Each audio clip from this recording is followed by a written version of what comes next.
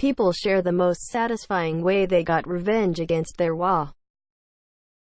This HOA didn't last long. I spent years saving up for the down payment for my first house. It was a new neighborhood, and the HOA had just been established with a retired doctor serving as the first president. I had 2 flag holders on the 2 posts in front of my porch. I flew the Tennessee state flag and another flag that I would switch up from time to time. One month, I decided to fly the Culpeper flag, a militia in the Revolutionary War.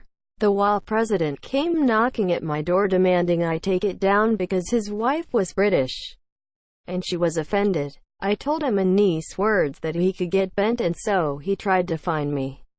I contested it with the board and got the fine overturned. Later on, he'd try to bust me for other things. I told him I do not want him on my property at any time, and if I catch him on my plot, a good couple 100 feet from the sidewalk and surrounded by trees on the other 3 sides, I will call the cops.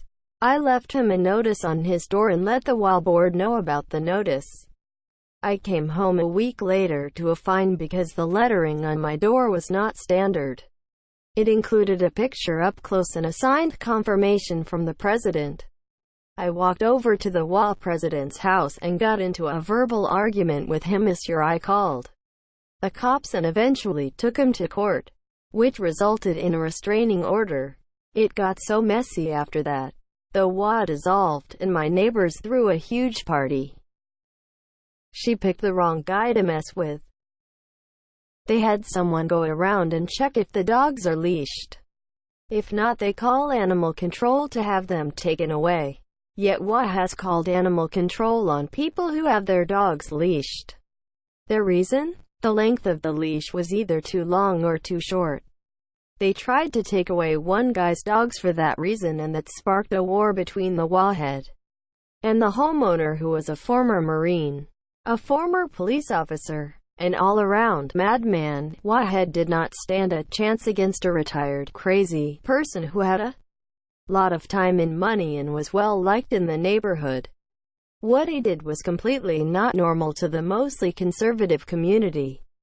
So they started calling him crazy, and it kinda stuck. Crazy guy built a pool and let everyone use it for free, making the $20 per month pool the HOA set up useless. Crazy guy also held a giant all-inclusive party that had menus for everyone's dietary needs. Any police officer that came to check on it left with to-go bags. They hated the head too. He also had a Halloween party. As the HOA did not allow trick-or-treating, the head was ousted from the HOA after she tried to break into Crazy Guy's house. She was the trophy wife of this big-shot doctor, and her father owned most of the land in the neighborhood. She was losing support, and I don't think she was thinking at all. Just desperation and anger running in her system when she did it. The new head mellowed out some of the rules, but after this debacle, they realized that they didn't have much in the way of authority compared to before. The crazy guy never ran for HOA, but he did start a restaurant, sponsor a drag competition, and possibly took up karate. He was going to show them. My family lived under the dictatorial regime of HOA for about 1.5 years.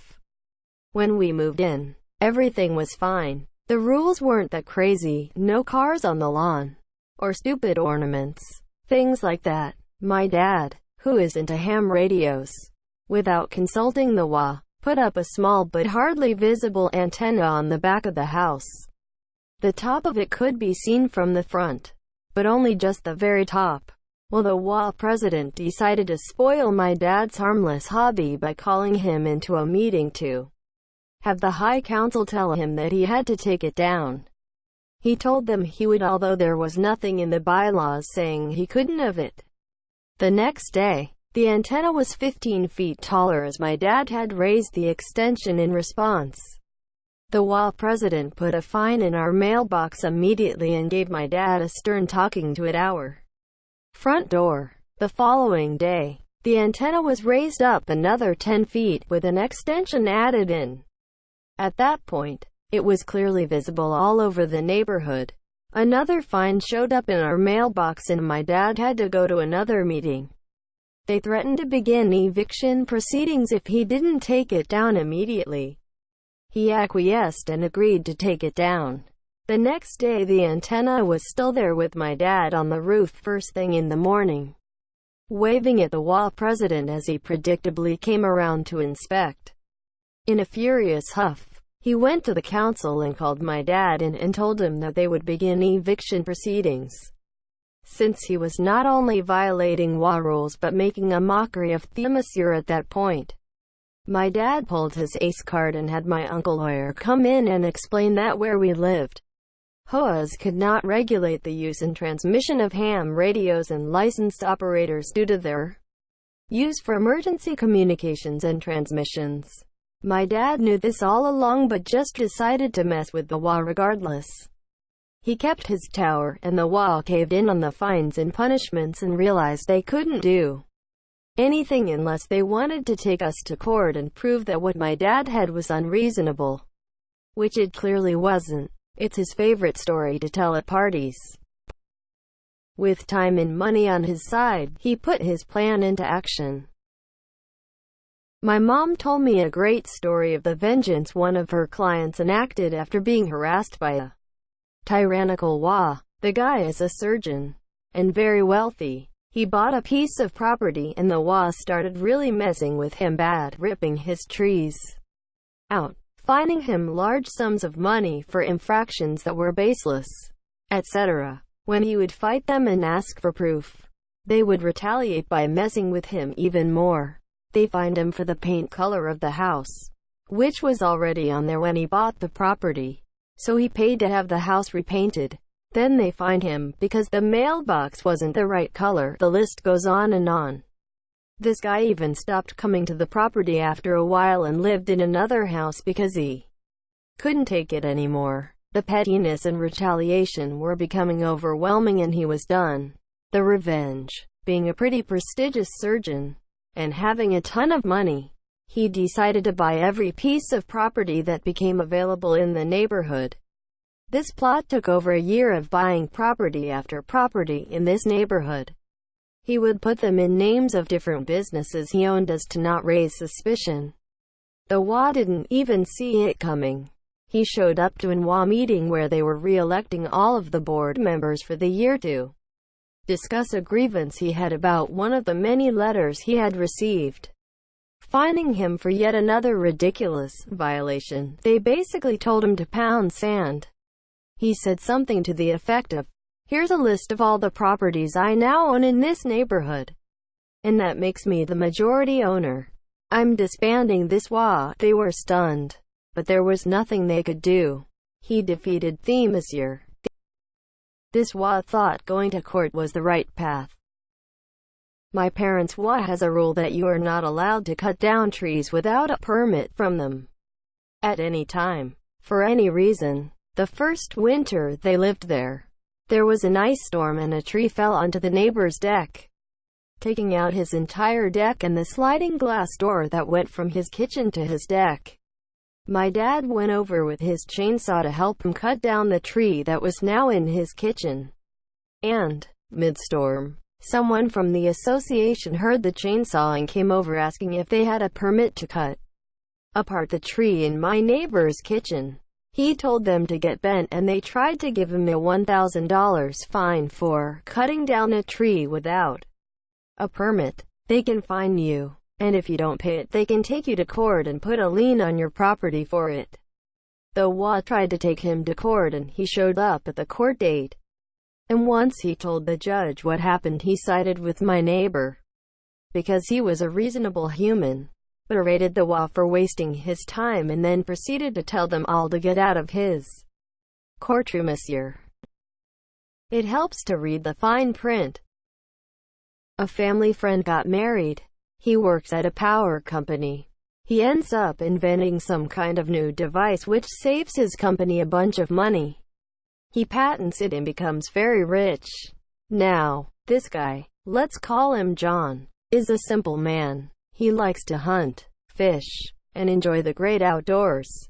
John is also very much a do-it-yourself type of guy. Well, John and his wife decide to use their newfound wealth to move into a nice neighborhood that just so happens to have an HOA. The first hunting season comes around. John puts in a pole to hang his freshly killed deer so he can butcher it, and then he goes out and bags himself a deer. John proceeds to butcher the deer in his backyard, which the neighbor wasn't too happy with, and John got reported to the HOA. He ends up having to pay some fines, removing the stand, etc. Well, remember when I said John was a simple man? Also, remember how he patented a new technology and made his money off that? John was no idiot. He was quite smart. So John pored over the HOA Association bylaws. There were no rules against butchering deer on your property. However, you couldn't put in an artificial pole in the ground. So John worked with the HOA to plant a brand new tree in his front yard. He said it would increase property value, and the HOA was happy to oblige. So John planted his tree. And come the next hunting season, John tied up his catch to the tree and butchered the deer on a lovely Sunday afternoon for all to see. Don't get mad, get revenge.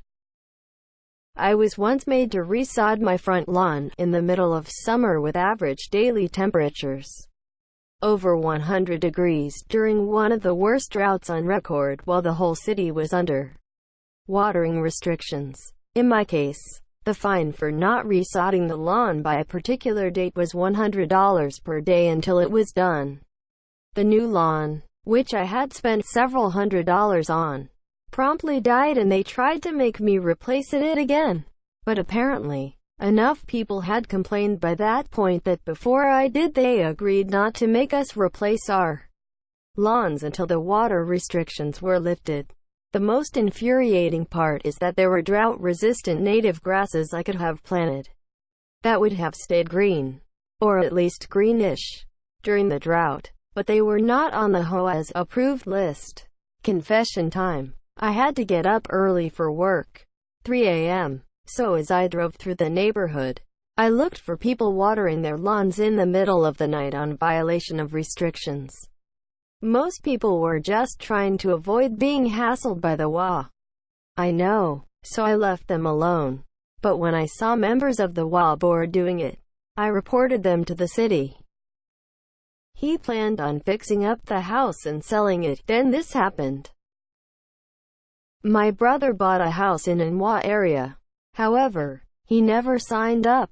This was a very new cookie-cutter neighborhood. The neighbors and the HOA were extremely rude and nosy. He basically bought the place partially finished so he could finish it himself to create value before selling it. During this time, they would spy on him, call the cops on him, and just act like petty fools.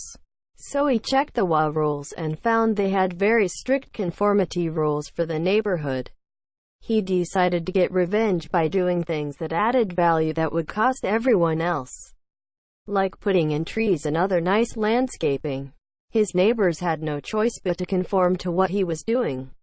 He did something, and a few days to a week later everyone else followed suit. In the end, his landscaping and remodeling of the house increased the value of his home by a decent margin beyond the original plan. He said that in the end everyone really hated him, and was surprised that no one marched on his home with pitchforks. But in the end, he didn't care. He said if the HOA was smart enough they could have changed the rules at the first sign of trouble. Anyway, he was so glad to sell the place and move on. He now has a large ranch home far away from anyone. This HOA quickly learned why they should help their residents. I went away for a long weekend and left after work on Thursday. Late Friday afternoon, my water heater burst in the attic of a 3-story home and flooded my entire townhouse. When my neighbor got home from work, he saw gallons of water running from underneath my garage door. When he realized I wasn't home, he tried to find my phone number, and when he couldn't, he called the HOA to notify me. The lady that answered said that since it was after business hours, it was 5:01 at this point, the matter would have to wait until Monday. My wonderful neighbor ended up calling the non-emergency police line, and they came and shut my water off from the street. When I got home Sunday morning, my entire house was damaged and I could see my attic from my basement. After a massive panic attack and a frantic call to my insurance company, we started the process of repairs. The cherry on top was that I needed to have a dumpster placed in my driveway and a moving pod to remove what was left of my furniture while they began drying out the house, and I got a visit from the HOA. They didn't like how unsightly my home had become and wanted these items removed from my driveway. I essentially told them that they could take their complaints and shove them. Monsieur, I got a little revenge too, because I stopped paying their stupid fee since they couldn't find me before 6 months. And I was moving in less than 5 months. I'll never own another home with an HOA ever again. He let his rage get the best of him. It wasn't a terribly abnormal HOA rule, but my dad's reaction was probably a standard deviation from the norm. Monsieur, our old HOA had a policy that you can't have brown spots on your grass. Our yard had brown spots, particularly in a corner where neighborhood dogs would relieve themselves every morning. One day, my dad got a notice that if he didn't cure the brown spot would be cured for him and he would be fined. For the next few weeks, my dad reseeded and watered the area, but ultimately couldn't combat the onslaught of dog urine. My dad tried to explain the situation to the HOA president, our next-door neighbor, who had a dog suspiciously, but the notice stood. One day, we were sitting in our living room and a landscaping truck pulled up. Like ninjas, they dug out the old yard and replaced with new sod. 2 days later, we got a bill for the resodding and a fine of $200. Now my dad was normally a moderately reasonable man, but he went straight Hulk. He promptly went out to the yard, dug up the newly placed sod, calmly walked next door, and threw the sod at the window of the HOA president while screaming all sorts of obscenities I hadn't heard till then. The grass was later resodded and we were charged $400 and given 2 bills for resodding. Realizing he was defeated, we paid. We moved a year later for seemingly unrelated reasons.